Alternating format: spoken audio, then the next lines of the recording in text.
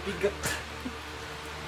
Hello guys! Ito na yung ating ipon challenge. Nakikita niyo yung piggy bank natin ngayon. Sobrang bigat niya na, hindi ko na siya mabuhat. Dahil nga nagbukas na naman tayo ng piso wifi bendo. So, lalagay na naman natin siya. So, ito yung ating kinita para sa buwan na to. Ganito kadami siya. So, nag-start akong ihulog lahat ng kinikita ko sa ating piso wifi bendo. Nag-start ako ng January, tapos bukod sa hinuhulog ko mga coins, naguhulog din ako dito pagka may sobra ako sa kinikita ko sa trabaho o kaya sa pagbablog, pag may sinasahod sa pagbablog.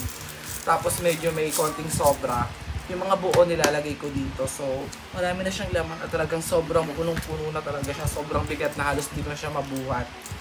At ang plano ko talaga ay buksan to baka mga by December. So by December siguro punong-puno na to, aapaw na talaga to. Alam nyo guys, mas maganda talaga kapag may sobra tayong pera, nag-iipon tayo. At least, sabi nga nila, pamahiin natin. Kapag may sinuksok, may madudukot. So, yun ang ginagawa ko guys. So, kapag may sobra, pag may kita sa wifi, talagang kinuhulog ko dito kahit magkanong presyo. Maliit man yan o maunti man yan, kapag pinagsama-sama mo at naipon mo yan, dadami rin yan. At least din natin masasabi kung ano pwede mangyari sa atin bukas. Baka may magkasakit, wag naman sana, nakondubot. At least, pag kailangan natin ng pera o mayroon tayong business na gustong biglang itayo, meron tayong mabubuksang alikansya na pwede natin pagkuwanan ng kapital. Diba?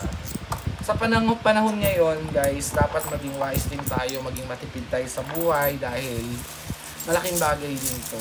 At least kung may gusto ko ipagawa o may gusto ko i-invest, isang bukas mo lang sa alikansya mo, madali na siya. So, hindi ako masyadong magbabangko. Kasi nga, hindi naman dumadami ang pera sa bangko. At may hirapan ka pa. At least dito, yung talagang sobra sa allowance na pera mo, sa sahod mo, may Facebook, sa trabaho, yung income mo sa mga ibang maliliit na business, dito ko nilalagay, dito ko inuhulog. At least, mas nai-inspire tayo kapag nakikita natin yung ipon natin sa tabi natin. Mas ginaganaan pa tayong magsumikap at magtrabaho.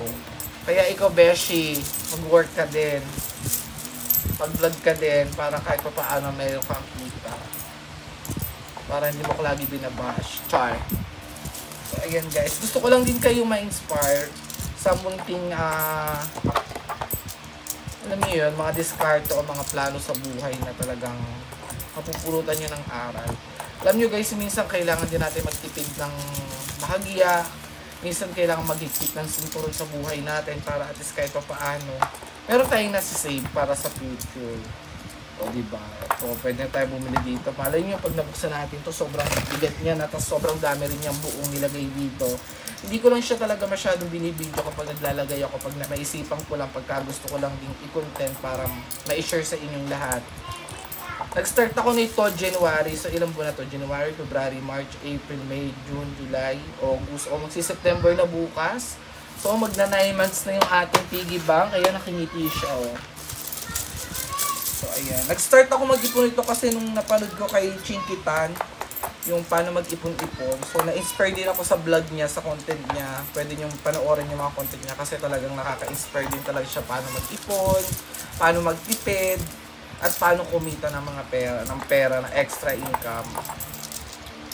So, ayan lang, nakakatuwa lang kasi lahat ng kinikita namin sa wifi bendo namin dito lahat dumadiretso simula nung January. So, pagdating ng December, bubuksan natin siya at i-reveal natin kung ilan ang laman. So guys, thank you so much sa lahat ng mga sumusuporta sa ating vlog. So please follow, subscribe, comment, and react sa ating mga video kasi malaking bagay yon para mas dumami pa yung ating mga views. Kapag more views, more money, more income. So guys, thank you so much. Please share and thank you so much guys. Mahal ko kayo. Thank you. Bye.